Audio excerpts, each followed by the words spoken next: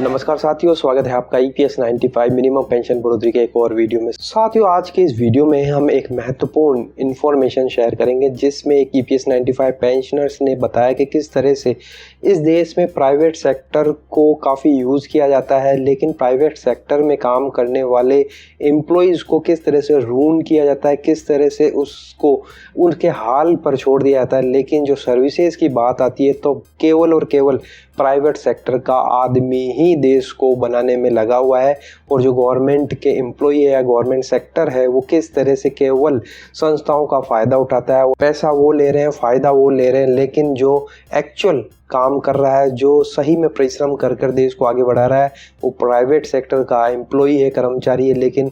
फ़ायदा उसे कुछ नहीं मिल रहा है और वे संघर्ष करने के लिए बाध्य है। तो साथियों, वीडियो बहुत ही इंपॉर्टेंट होने वाला है, अंत तक आप वीडियो के साथ में बने रहिएगा। तो साथियों, यहाँ पर देखिए, ये वो इन्फॉर्मेशन है, ये पूरी इंग्लिश में है, लेकिन मैं साथियों आपको हिंदी में ट्रांसलेट करता रहूँगा ताकि सारे व्यूअर्स को ये सब कुछ समझ में आ जाए। तो यहाँ लिखा है कि we senior citizen are highly grateful lot, we rejoice at PM's Pro Modi's recognition of the demands of the farmers, the अन्नदातास। तो यहाँ पर कह रहे हैं हम जो सीनियर सिटीजन हैं वो काफ़ी खुश महसूस कर रहे हैं कि प्रधानमंत्री मोदी जी ने किसानों की मांगों को माना है और उनकी डिमांड के लिए PM मोदी ने उनको लिखा है। आगे लिखते हैं कि but none one considers the importance of the teachers of privately run schools who train and prepare quality manpower for the nation। लेकिन ये कह रहे हैं कि किसी ने भी उन प्राइवेट टीचर्स को रिकॉग्नाइज नहीं किया जो प्राइवेट स्कूलों में पढ़ाते हैं और देश के लोगों को ट्रेन करते हैं, उन्हें तैयार करते हैं और देश की मैन पावर को बढ़ाते हैं और जिससे देश प्रगति करता है। आगे लिख रहे हैं कि this claim is justified by the fact that general public prefer privately run schools over the government run entities for their wards. यहाँ पर ये कह रहे हैं कि जनरल फिनोमिना है कि भारत के लोग प्राइवेट सेक्टर के स्कूलों को प्रेफर करते हैं गवर्नमेंट स्कूल की बजाय अपने बच्चों के लिए। Similarly the privately run hospitals and other services providers in the organised sectors, FMCG companies, transport firms and many others who excel in their respective areas and earn huge foreign exchange and bring laurel to the nation from global platform and consumer। यहाँ कहने का मतलब इनका यह है कि भारत में private sector ही है, चाहे वो हॉस्पिटल हो, FMCG कंपनी लो या फिर कोई ऑर्गेनाइज सेक्टर हो, ट्रांसपोर्टेशन हो, उसमें काम करने वाले लोग ही ऐसे हैं जो अपनी परिश्रम और अपनी मेहनत से देश को आगे बढ़ा रहे हैं, एक्सेल कर रहे हैं, जिससे भारत में फॉरेन एक्सचेंज आ रहा है, भारत ग्लोबल प्लेटफॉर्म पर आगे बढ़ रहा है और भारत दुनिया में एक अलग पहचान बना रहा है, और ये केवल और केवल प्राइवेट सेक्टर की वजह से ही संभव हो पा रहा है। आगे ये कह रहे हैं कि the workers who toiled in their youth and moved heaven and earth are conveniently forgotten by the government of the day and even the society when this segment of the society becomes old and infirm। तो ये कह रहे हैं कि लेकिन जैसे ही ये private sector के एम्प्लॉइज़ बूढ़े हो जाते हैं, एक उम्र पार कर लेते हैं, तब यही गवर्नमेंट और भारत की जनता उन्हें भूल जाती है और सोसाइटी उन्हें एक तरह से विक्टिम मान लेती है और उन्हें उनके हाल पर छोड़ दिया जाता है।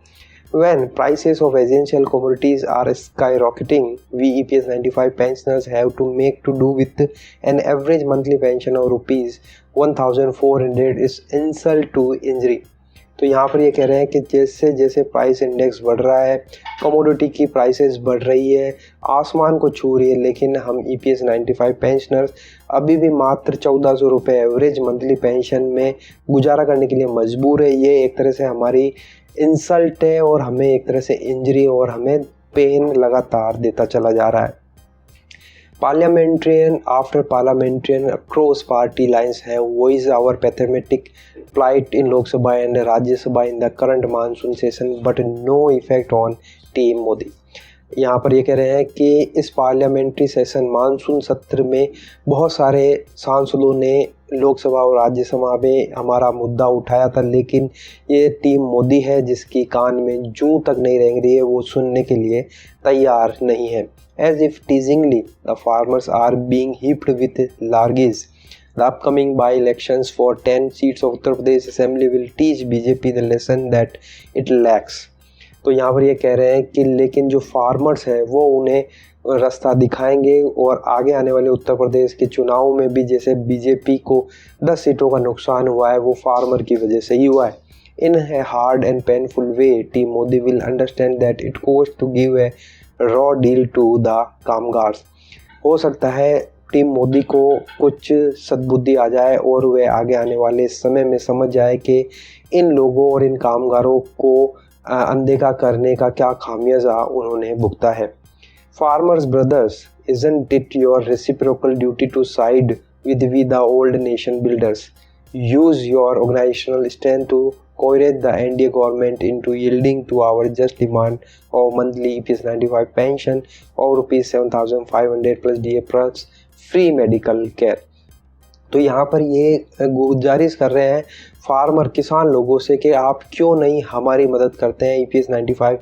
पेंशनर्स की मदद करते हैं जिन्होंने देश को बनाने में अपना योगदान दिया है, और क्यों ना आप हमारे साथ में मिलकर और सरकार से गुजारिश करें और हमारे साथ कंधे से कंधा मिलाकर सरकार से लड़े हमारी डिमांड जो monthly pension 7,500 plus DA plus free medical facility है उसके लिए। You too have derived benefits of our services, but unfortunately our farmers brothers aren't as grateful to us as we are to them। तो यहाँ पर कह रहे हैं कि किसान भाइयों ने भी हम कामगारों की तरफ से फ़ायदा उठाया है, हमारी सर्विसेज ली, लेकिन दुर्भाग्यपूर्ण है कि आज किसान भाई हमारी मदद नहीं कर रहे हैं जब हमें इस उम्र में उनकी मदद की ज़रूरत है। तो यहाँ पर कहने का मतलब साथियों ये है कि ये पेंशनर कहना चाह रहे हैं कि क्यों ना किसान भाई हमारी मदद करें और हम उनकी मदद करें, तभी जाकर ये सरकार की नींदें उड़ेगी, क्योंकि किसानों की संख्या बहुत ज़्यादा है और हमारी पेंशनरों की संख्या बहुत ज़्यादा है। लेकिन चूँकि पेंशनर्स बूढ़े हैं, एजेड पर्सन है, इसलिए वो एक तरह से एक अहिंसात्मक आंदोलन ही कर सकते हैं, लेकिन किसान भाई नौजवान है और हर तरह से सक्षम है, तो क्यों ना किसान भाई भी हमारे फेवर में आए और सरकार के खिलाफ लड़ाई लड़े ताकि उनको भी बेनिफिट हो और हम लोगों को भी बेनिफिट हो, क्योंकि हमने भी किसान भाइयों के लिए सर्विस दी, उनको बेनिफिट दिया और उन्होंने हमारी सेवाएं ली है। तो साथियों ये बहुत ही मार्मिक एक इन्फॉर्मेशन है EPS 95 पेंशन की तरफ है, जिसमें वो कहना चाह रहे हैं कि सभी लोग प्राइवेट सेक्टर के से काम निकलवाना चाहते हैं और प्राइवेट सेक्टर ही देश को आगे बढ़ाने में मदद कर रहा है, लेकिन जब फैसिलिटी और प्रिविलेज देने की बात आती है तब वो गवर्नमेंट एम्प्लॉयज़ को मिल जाता है और प्राइवेट सेक्टर के एम्प्लॉय को उनकी एज के बाद में उनको निकाल दिया जाता है या उनको उनके हाल पर छोड़ दिया जाता है, उनकी कोई देख रेख करने वाला नहीं होता है। तो साथियों ये एक बहुत ही इम्पोर्टेंट और मार्मिक इन्फॉर्मेशन थी जो आप लोगों के साथ में साझा की।